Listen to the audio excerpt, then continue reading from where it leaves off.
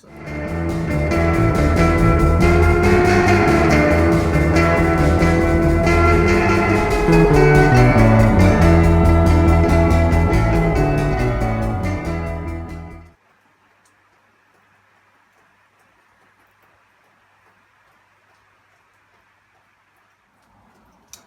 Man, I gotta sort that drip tray out.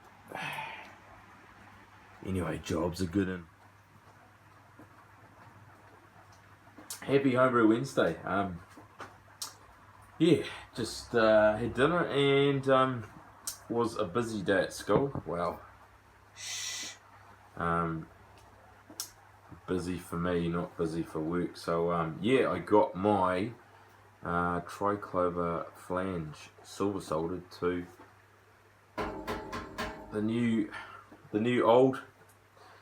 the previous mash tun is now the current kettle, and so that was mission accomplished. I haven't done a water test yet, but might look at that next week. I was going to show you some footage of the whole thing from start to finish, but it was going to become like a 20-minute opus of drilling and soldering and stuff, so I'll leave the soldering till next week. But I've got some footage of punching holes. I don't know if that appeals to you. If you've never done it before, it might be interesting. If you've done it heaps, it might be feckin' boring. So anyway, yeah, skip that if you want. But at the start, I've got a little bit of footage of my final attempt at an SJ pour beer. I've paid the money now, so I'm in. I don't know what's happening about the whole drop-off thing. I'm assuming that shortly I'll get some sort of email discussing the drop-off point. Somehow I've got to get my beers down to Wellington or maybe Auckland, I'm not sure. But anyway, I'm in, and I've got a beer in the fermenter there, so hopefully that turns out right. And yeah, you'll see a little bit of footage of me, and it had to happen sooner or later. I had a stuck sparge, and it was so powerful that it kind of semi-dented my false bottom of my mash tun. So like Icarus, I flew too close to the sun. Got my first stuck sparge. Yeah, that's about it. Oh yeah, holy crap, I've got 103 subscribers, so thanks very much. And I did say there was going to be a little comp, so I am going to do that, but bearing in mind this video is going to be huge by the time I put some other footage up, some clips. I will do a live draw next week. Well, it won't be live, it'll be live from my garage, but you won't see it till later. So yeah, what I'll do is anyone that's commented over the past 21 weeks, yeah, I'll put you guys in the draw. If you haven't commented, sorry man.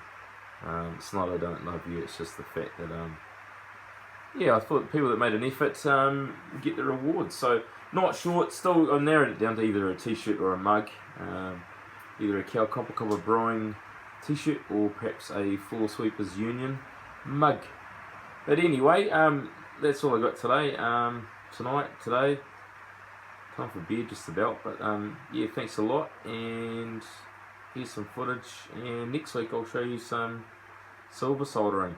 And yeah, hopefully my colleague that was helping me out, who's also a brew tuber, Dave, hopefully he'll see that it was a success, even though when he left me I was kind of panicking and cursing and blinding.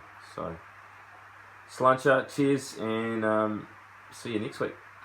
Alright, so a little bit of water chemistry. I've found the Dublin water profile there, and I'm just going to do my additions.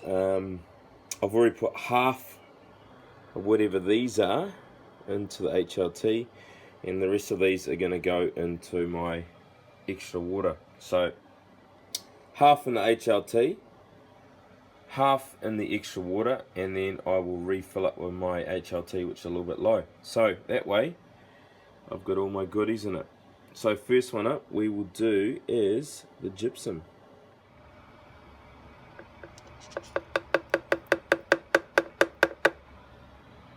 So there's our gypsum, and here's our Epsom salts.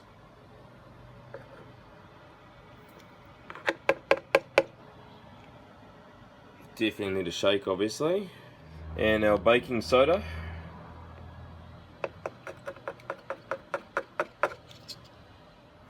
And finally our calcium chloride, which doesn't break up very well. So I'll leave that to settle, and then I'll put half of that into the HLT and the rest of that will be my sparge. The dust settles on the SJ Poor Bear. All sorts of shit in there, dark, light, bits of adjuncts. So yeah man, let's get some water undiluted in this bad boy. So I knew it was a big mistake putting so many bits of flake barley in there, but anyway, you can see that is very feeble, that flow. And the reason why we have such a poor man, it's like an old man's flow. The reason why that is because it's a bit of a stuck sparge. So whenever I stir up the grain bed it flows, but as soon as I let it settle it slows down. So too much shit. So I suppose in hindsight I possibly shouldn't have put it through the mill twice, those the flake barley and yeah, the grain. But anyway, looks like it's holding temp. I wanted a little bit higher in temp than that, but yeah, we should get through the mash alright, only just. And bit of a drama, but we got through it. And I tried all sorts. I tried like back flushing with the HLT, but I finally worked out that if you stir the grain bed, you can get better flow, but of course I'm not going to get that clarity. See the aftermath of that semi-stuck sparge. Look at all the crud. So there's a whole heap of things I could have done better. So I could have put the flake barley on top of the mash.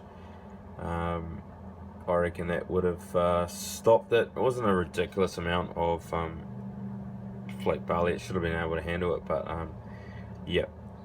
By the time it was crushed a little bit, you can see it's just got all that goop in it, which meant that it wasn't really recirculating that well.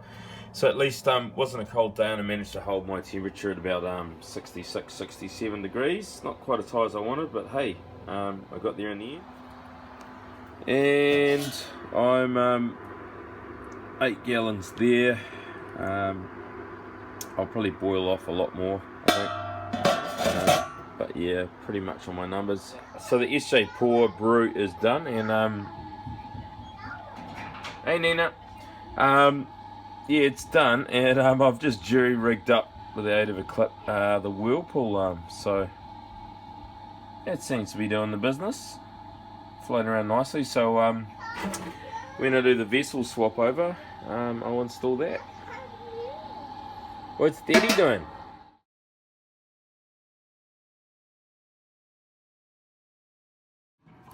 Trouble's getting that grip.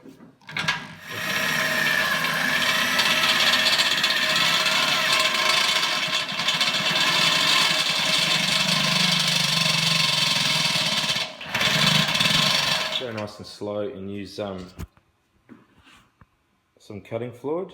And now we've got our chassis punch. So just checking that bolt, which is about 16 mil, whatever that is in imperial, and yeah, we'll get that chassis punch through that hole that we started. Obviously, before you start, you want to make sure you got the right size chassis punch, and you can see that's marginally too big for that flange, but it's well within the tolerances. And yeah, it's worthwhile having a look. You can see those grooves that have been machined into that flange, and I've just marked top center and bottom center there, and that'll hopefully, I don't know if you can make that out there, but if we have a look on the pot, you can see there's virtually no gap because it's been machined out, and I just need to make sure that we get those centered. So I'm just about to set that punch up. You can see I've got the sharp pointy bit on the outside, which does mean that when this punches through, you're going to get a curve in towards the pot, but I don't want that hard edge fouling my fitting. So yeah, let's get punching. So So I've got that punch started, and I thought I'd just show you where that element's going. And that's about, roughly about 135 degrees from those inlet and outlets. So that should give me enough room in here for my tube dam and my hop filter. Or if I go to Bazooka screen, enough room there. And that element will be quite a bit further back once that housing's on. So next step is to tighten that up with a 15/16 socket.